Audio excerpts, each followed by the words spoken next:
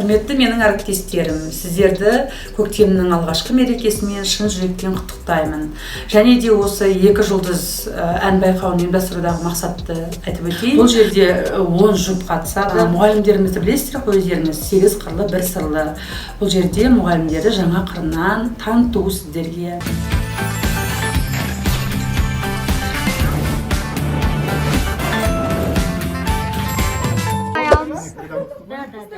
Al давайте alın. Al bismillah деп кім қашанда супап кететінін білеміз.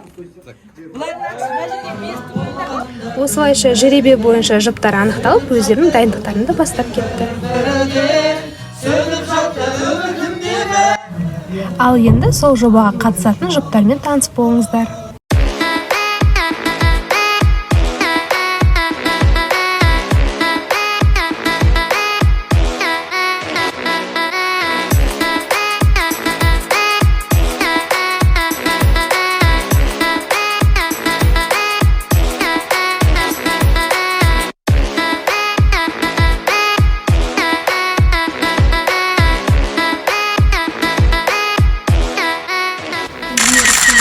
Болып жатқан жарыстан менің өзім ойым бойынша мен сіздерді финалдан көремін.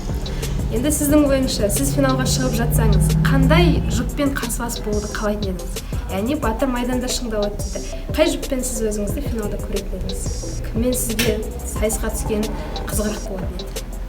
Енді Құдай қалап, Құдайдың көзі түзу болып финалға өтіп жатсақ, енді әрине бұл жерде осал сайыскерлер жоқ, бәрі мықты. Енді мықты кім екенін айта алмаймын. Бақытжан інімізден мықты әнші, олардың жоғыдан мықты, Гүлбайруза апайдан мықты, Райымбек інімден мықты, ешкімді жаман деп айта алмаймын.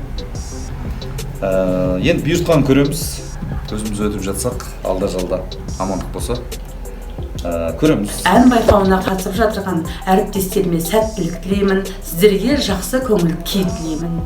Көңіл күйлеріңіз көтеріңкі болсын, мереке тағы да құтты болсын.